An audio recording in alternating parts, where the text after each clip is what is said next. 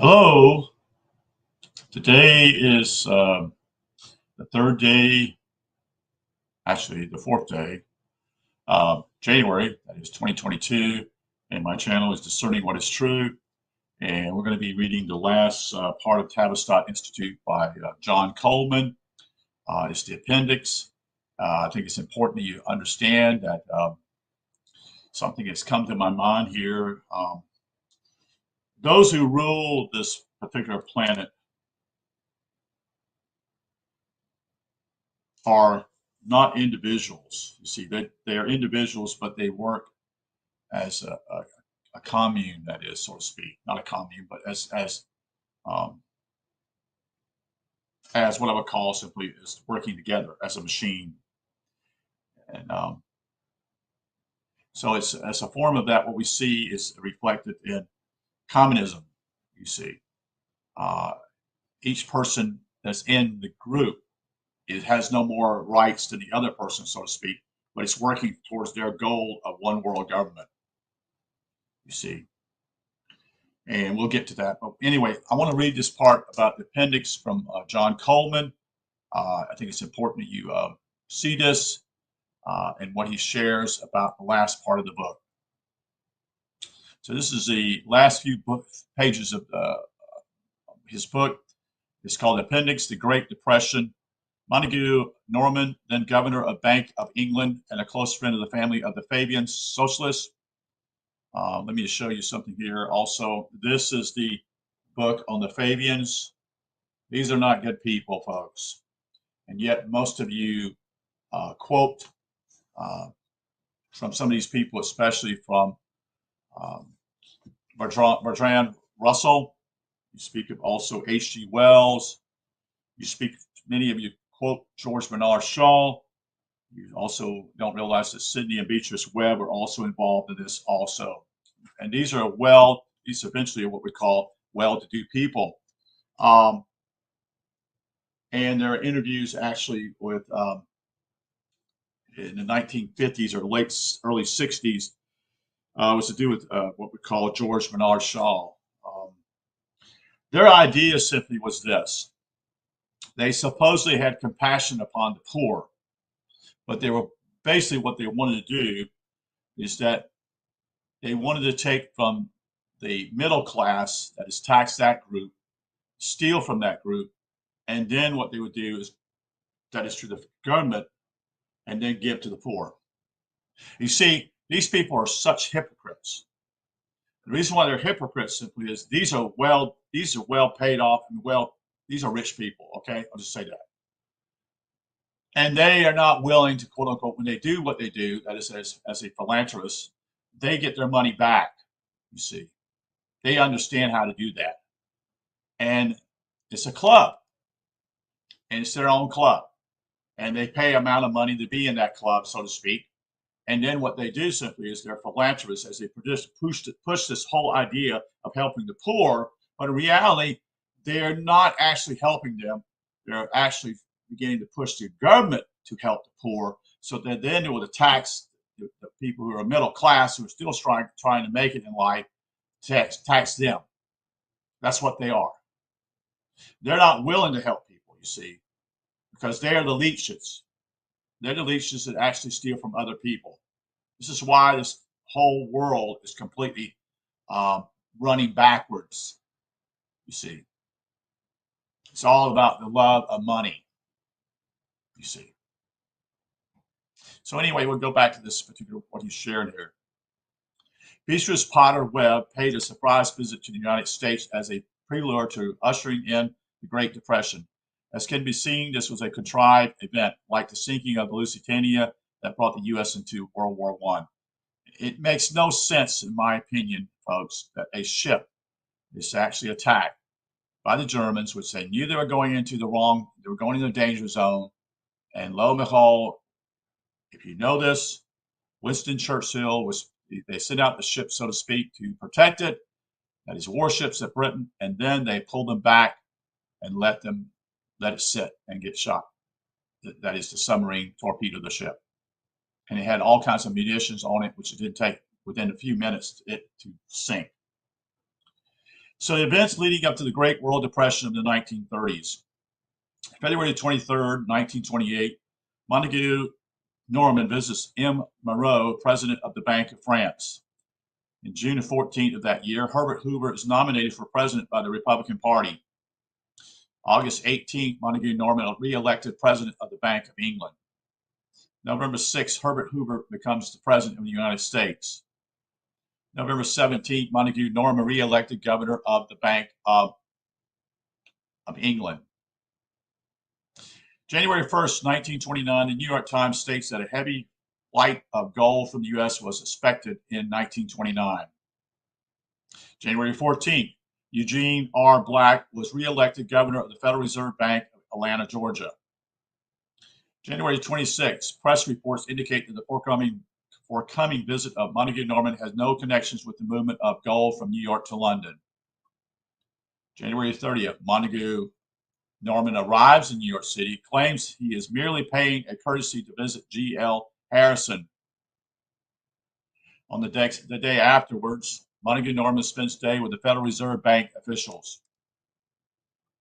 On the fourth day, Montague Norman states no immediate change in the sterling or gold situation expected to arise from the visit.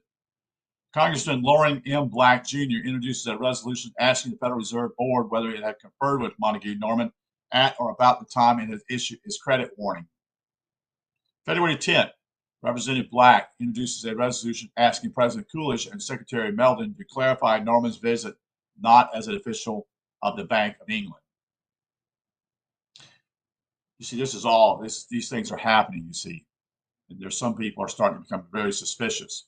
February 12th, Andrews claimed that the Federal Reserve Bank has lost control of the money situation in his illusion and stated the bank can regulate the market as will through action on re-discounts. His statement triggered repeatedly charges that the Federal Reserve System had lost control of the economy. So this is what they wanted to push out. February 19th, Black's resolution was defeated in the Banking and Currency Committee. So this is how they don't want this out. What is happening is there's a few courageous men out here that are trying to do something, but the rest of the committees or groups of people are going to follow the line that they've been told to follow. You see, they're no longer people who are actually representing the people. They're actually representing the people who actually give them the money. They're paid off. The New York Times reports that many banks had asked the Federal Advisor Council to cooperate in curbing loans for stock speculation. On March 4th, Herbert Hoover is sworn in as president. March 12th, Secretary Treasurer Mellon says he will not interfere with board policy. He's talking about the Federal Reserve System.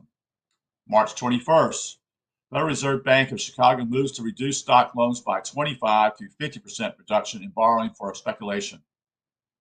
So here goes the clamp, as you see. April 1st, National City Bank, April's review of economic discount rates rises to 6% as a way for curbing excessive stock speculation. This is a Rockefeller bank. So what they're doing here, they've had the interest rates at a low rate, and people have been speculating and putting their money in it. And these are people who have been bought in. These are people, what I would call farmers and teachers, are probably the two major groups here. And these are the ones that the farmers will be the next ones that are going to get hit pretty bad, okay? Because they believe this is simply going to work out for them, you see. May 5th, Kansas City, that is Federal Reserve Bank, raises this rediscount to rates of 5%. Minneapolis Federal Reserve Bank also raises on the 14th of May, same thing to 5%. May 19th, the rise of rediscount rates to 5% is declared to be uniform.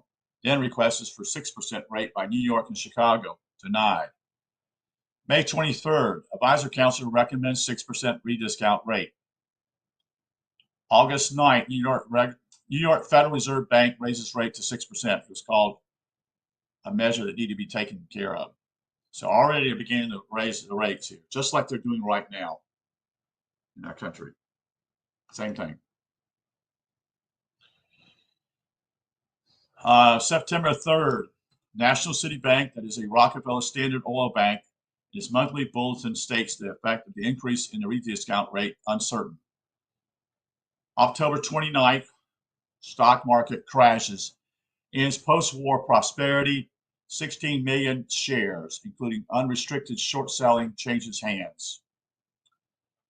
By the end of the year, decline in value of stocks reaches $15 billion. By the end of 1931, stocks lose reaches close to $50 billion. And this was all manipulated, folks. Every bit of it was. Because now you have a Federal Reserve Bank that has no, the government has no control over them. They've allowed them to do this. I think one of the things you need to recognize in some ways at this point is the Federal Reserve Bank is actually your enemy. They're not your friends. It's a way for them to buy any company or corporation at a very low discount and to steal that company. You see, it's a deal.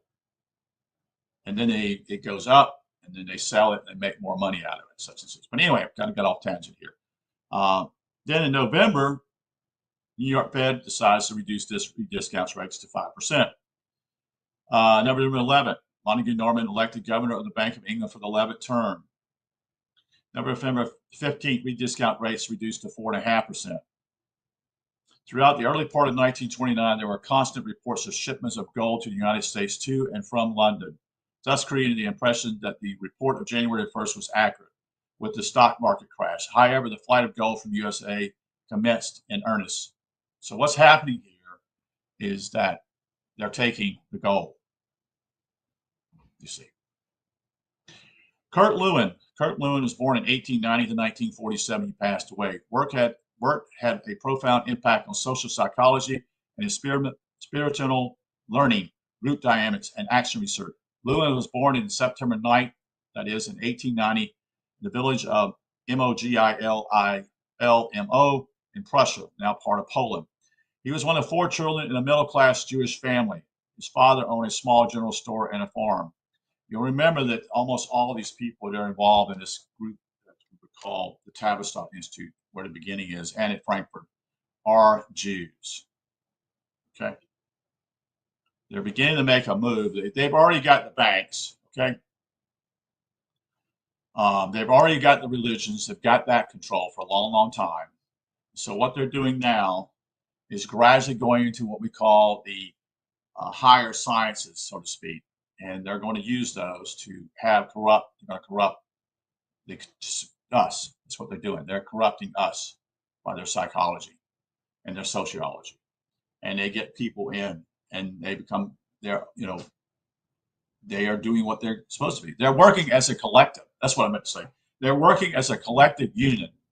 All of them are.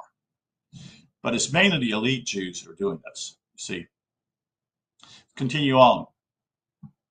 They moved to Berlin when he was 15, and he was enrolled in the gymnasium, which is a school in Germany. In 1909, Kurt Lewin entered the University of Freiburg to study medicine. He then transferred to the University of Munich to study biology. Around this time, he became involved in the socialist movement. The particular concerns appeared to have been the combating of anti-Semitism and the democratization of Germany's institutions. His doctorate was received from the University of Berlin, where he developed an interest in his philosophy of science and encountered Gestalt psychology. His PhD was awarded in 1916, but by then he was serving in the German army.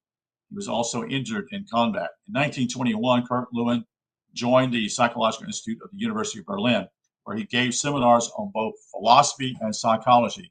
He was starting to make a name for himself, both in publishing and in teaching. His work became known in America, and he was invited to spend 6 months as a visiting professor. This is amazing, folks. At Stanford in 1930.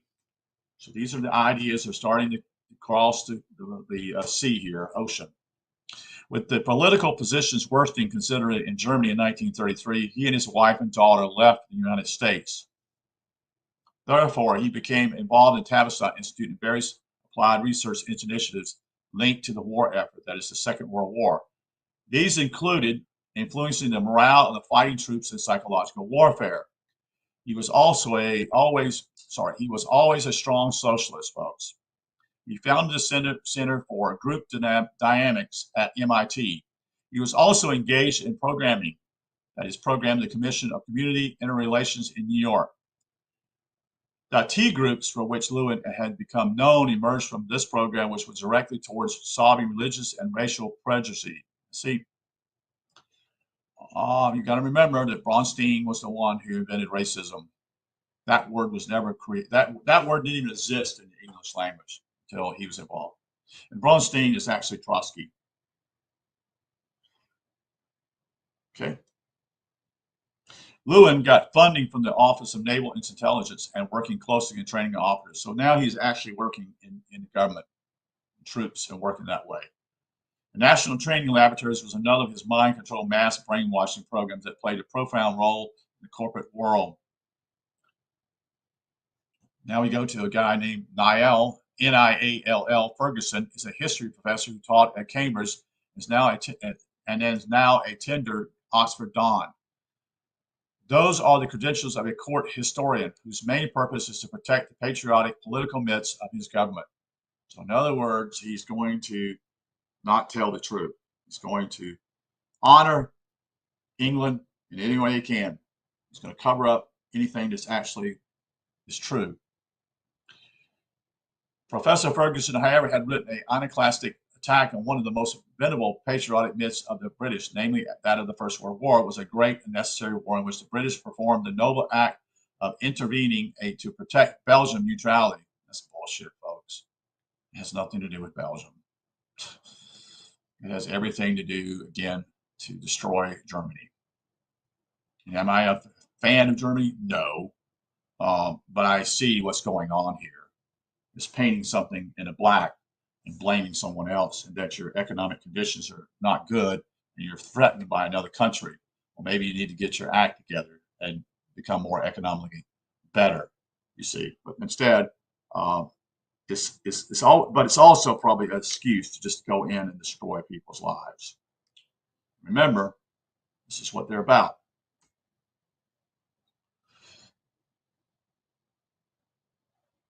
So, Belgian neutrality, that is French freedom, and the empires of both the French and British from the military aggression of the hated Hun, H-U-N, which was a way, again, belittling the Germans to use propaganda as though they're bad people, which the only bad people, really, folks, is not the people. Usually it's the governments themselves, okay? Because they control all the apparatus and what's going on. Politicians like Lloyd George and Churchill argued that the war was not only necessary, but inevitable. In other words, their way is going to stop it.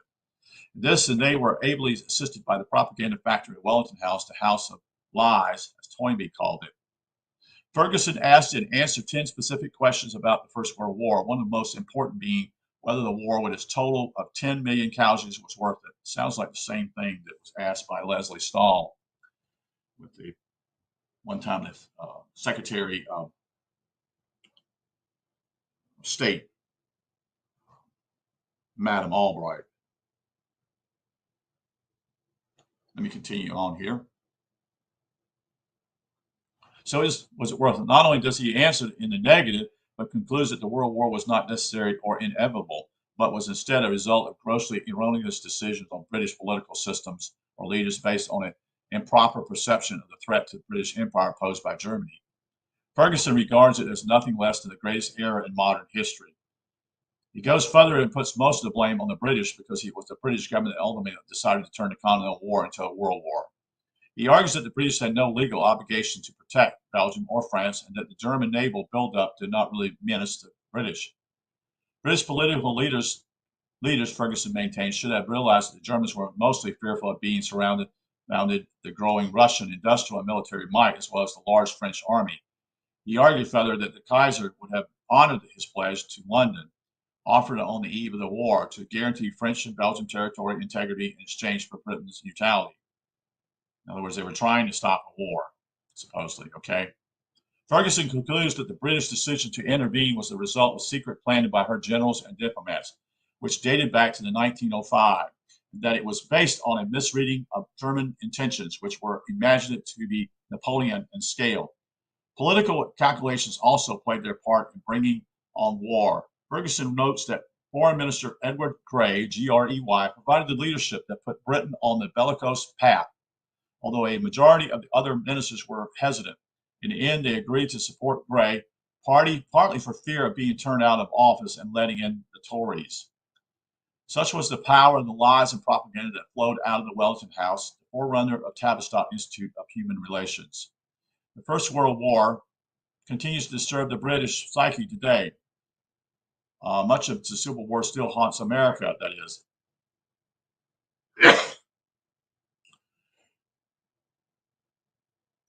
British casualties in the war numbered 723,000, more than twice the number suffered in World War II.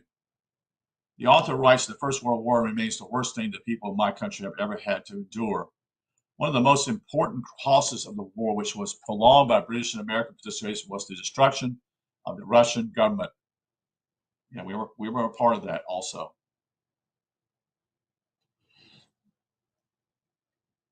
Ferguson, and the other thing that's interesting simply is this. It's something just to think about. What is interesting is that the United States and Britain working together to bring about the Bolsheviks, but it's basically the American industrialists and bankers who are really actually wanting this. It's payback. It's a payback for what they did during the Civil War, because Lincoln asked for help and Russia sent its navy to the shores of both sides of the Pacific and the Atlantic Oceans to say, excuse me, you're not going to divide this country up, the British or the French. So it's a payback. They didn't like what happened because Britain and France wanted a piece of the pie here in America.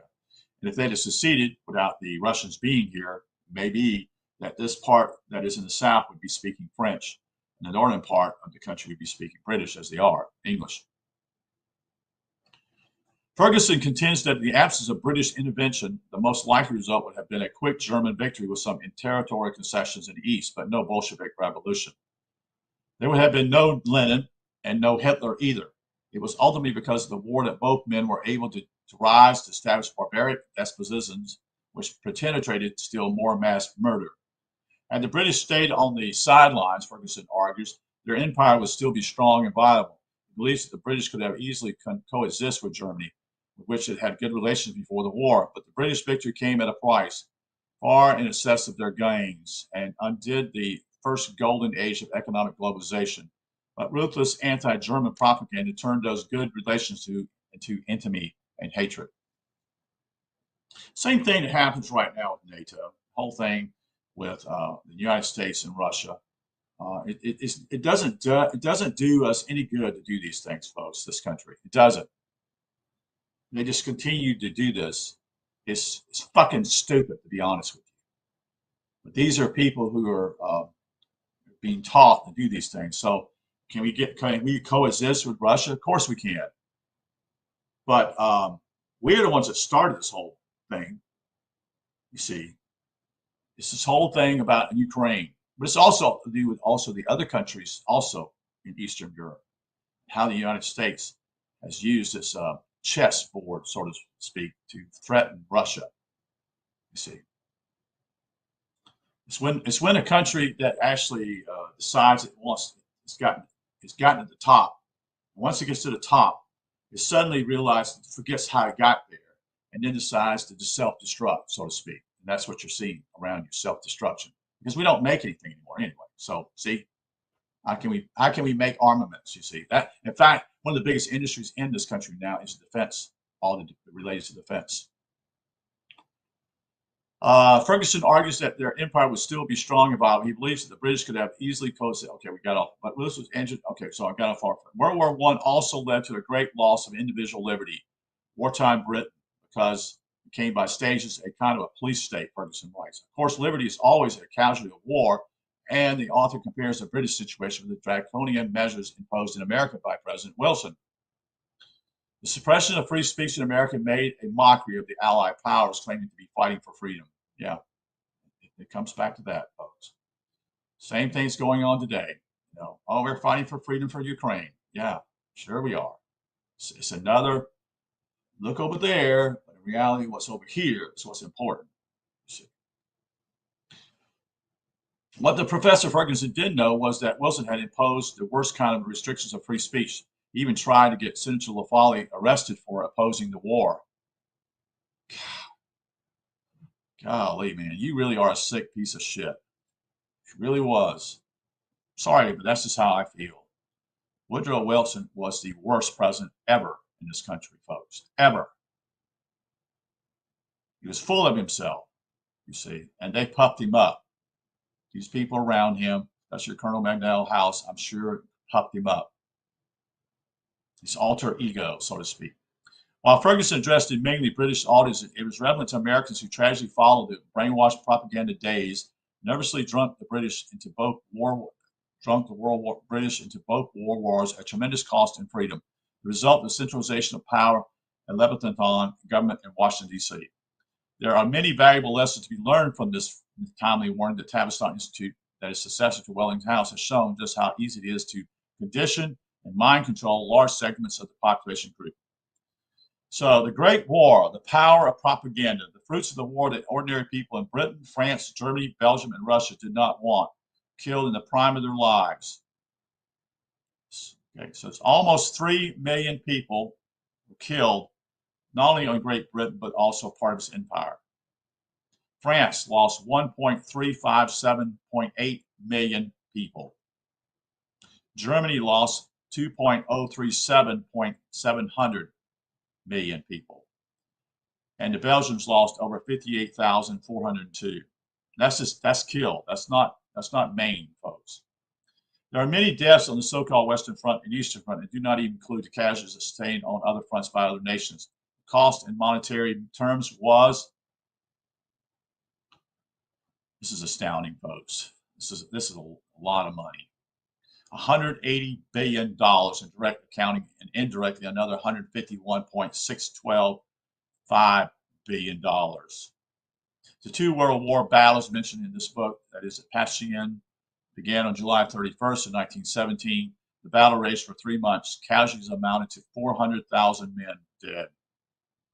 Verdun began February 21st of 1916 and ended on June 7th. We're talking about 4 months, folks. And over 700,000 men were killed.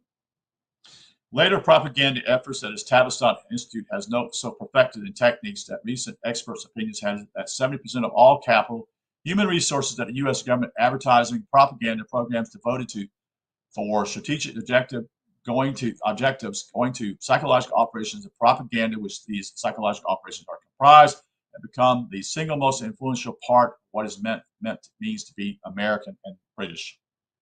The level of propaganda is now so high, so all-encompassing that social sciences count on it to be the totality of American life. As a result of sustained propaganda, life in these two countries have become a simulation. Tavistock predicts, as do philosophers and sociologists, from Belladrillian, spelled B-E-A-U, Belladrillian, D-R-I-L-L-I-A-R-D, to McLuhan, spelled M-C-L-U-H-A-N, that this simulation will soon be substituted for reality. The public perception of propaganda associates it with advertising and the kind of partisan propaganda disseminated by radio talk shows or with zealous radio preachers.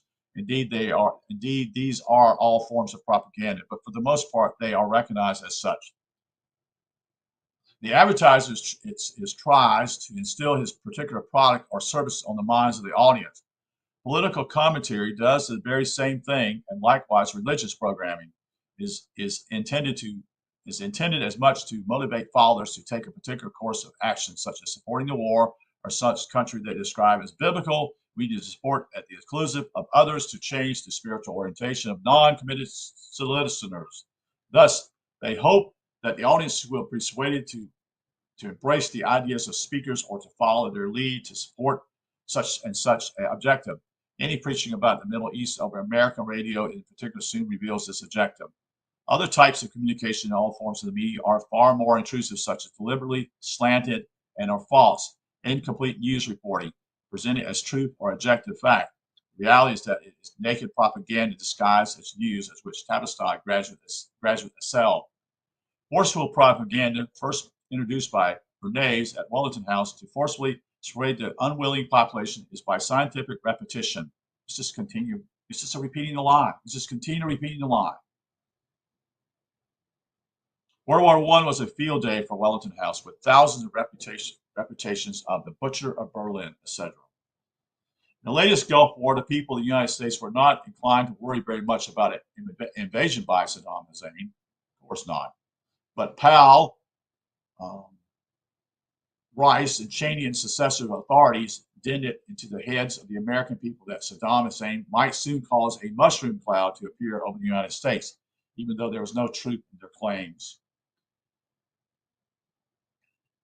The statements that Saddam was a threat to his neighbors, stressed again and again by government operatives and military leaders, who were soon joined by vast numbers of private organizations, political commentaries, intellectuals, entertainers, and of course the news media, carried the day, even though based upon layers of lies. The propaganda measures do differ, although the core message is always the same. The sheer volume of warnings, the diversity of the sources involved serve to confer in people's mind that the threat is indeed very real. Well, yeah, you keep speaking all the time and keep it going, it becomes real. And if you don't have an opposition saying, I don't agree with this, or you got a problem here, then, or either they're kept out of that, what we call the public debate, then what takes place is very clearly you're going to get a one-sided story. Slogans, listeners, and readers of this propaganda material to visualize the danger orchestrated not so much to protect the country as to bring about active participation by raising the level of hysteria. This was standard practice in use by Britain and the United States in all the wars in which they were combatants from 1900 up to the present day. The resulting climate of fear brought the desired effect: rapid expansion of military research and arms stockpiling, and preemptive strikes in Serbia and Iraq. Propaganda took its nasty fall during the Vietnam War, when Americans actually saw the brutality of battle in their living rooms, and the notion of a defensive war took a nosedive. The purveyors of the wars in Serbia and Iraq took good care not to allow the mistake to be repeated. The effects of propaganda was so great that most Americans still believe that Vietnam was an anti-communist war. Yeah. It all had to do with drugs. All had to do with drugs. From the Cold War generally, the Cuban Missile Crisis, Serbia's propaganda helped hostilities to flourish and multiply. The propaganda of the anti-communist era was tailor-made by Tavistock. So they're playing both sides here, folks. That's what they're doing. They're playing both sides. There are people on the right, they're putting their stuff up and saying they're right. You have the people on the left proposing they're such and such. And it divides the country. And that's what we have even today. Far worse than it was even in the 60s, folks. And designed to facilitate the development of a global U.S. military expansion that has been going on since the Institute for Pacific Relations was established in the 1930s, upon McCarthy stumbled. There are other types of insidious propaganda, that is, other types of propaganda are directed towards social behavior or group loyalties. We see an emergence of decline in morals that have swept the world in a wave of well-directed propaganda of the type favored by H.B. Dix, R. Bryan, Haley Cantrell, and Edward Bernays, the social scientists who at one stage ran Operation in Tavistock. Their product, propaganda, is the illusion of truth fabricated by the horrors of deception. So that's pretty much going to be it. There are some books that he actually took information from. That is Journey into Madness. That is Gordon Thomas. MK Ultra 90 by the CIA. American Journey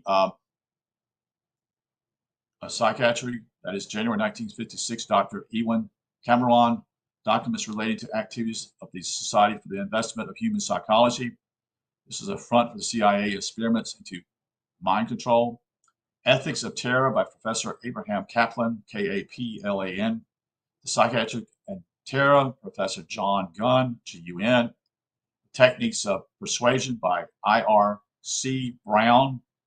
The Psychotic, Understanding Madness, Andrew Crowcraft, Crowcroft.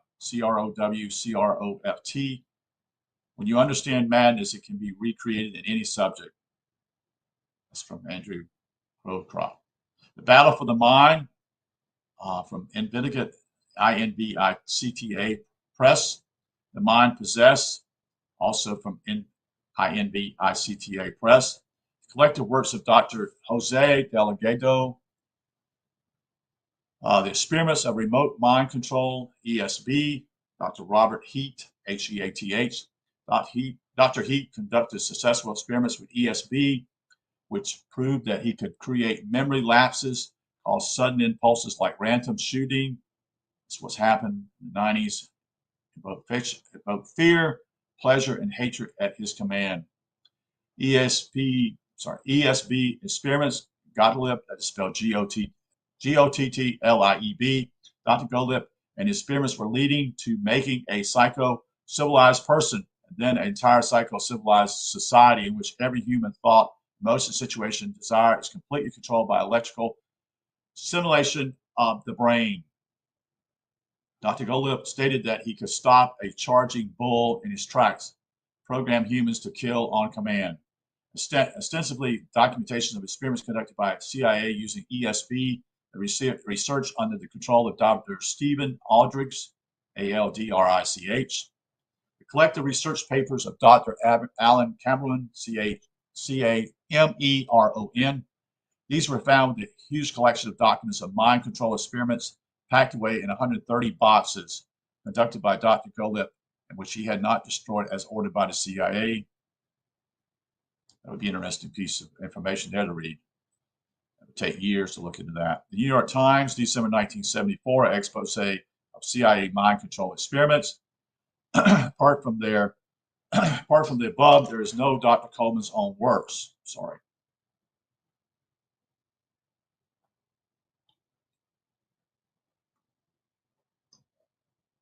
So what's happening here from all these above is not his works, but the rest here are going to be his works. Metaphysics, Mind Control, the ELF, Radiation and Weather Modification, published in 1984 and updated in 2005. In this same work, Dr. Coleman explains how mind control works and gives clear examples of it. He expanded on his earlier works with mind control in the 20th century, which explicitly details how mind control techniques have advanced. And he goes on to share some more dynamic theory of personality, Dr. Kurt Lewin. Also, Time Perspective and Morale by Dr. Kurt Lewin. The Neurosis of War, W.R. Bion, B-I-O-N. Experiments in Group, W.R. Bion. Leaderless Groups, Dr. R. Bion. Experiments in Groups, which is W.R. Bion. Catastrophe Change, British Psychoanalysis Society, which is also by W.R. Bion. Catastrophe Change, W.R. Bion. Elements of Psychoanalysis, London. That's also from him. Borderline Personality Disorders by him. W.R. Bion, B-I-O-N. Force and Ideas by Walter Lippmann. Public Opinion by Walter Lippmann. Crystallized Public Opinion, Edward Bernays with Propaganda. The Daily Mirror by Alfred Harmsworth, 1903/1904. The Sunday Mirror is Alfred Harmsworth, 1905/1915. Human Quality, Aurelio Petzolio. I don't know how to pronounce this. I'm just going to spell it for you folks. The Aurelio Peccei, 1967. Another book he wrote was The Chaz Ahead, Chasm Ahead. Wilhelm II, the Emperor of Germany, correspondence by Entre Guillermin II. Memoirs of Lenin, that's from, it's got to be a Russian writer here. N.Krupskaya from London. The World Crisis by Winston Churchill. How We Advertise America, George Creel. Wilson, The New Freedom, Aquarian Conspiracy by Marilyn Ferguson, Some Principles of Mass Persuasion, Darwin Cartwright, Journey of Humanistic Psychology by John Rawlings Rees, Understanding Man's Behavior, Gordon Allport, Invasion from Mars, that is Haley Cantrell, War of Worlds, H.G. Wells, Terror by Radio, The New York Times, Psychology of Science, Aldous Huxley, The King's Story, The King of Windsor, My 4 Years in Germany, James W. Gerard, Under the Iron Heel, G.W. Stevens, The Technology Era by Zabrinsky, I call him Z. Brzezinski. He's written many books. He just passed away a couple of years ago. He's the one who's the architect of this whole apparatus to threaten Russia, his foreign policy.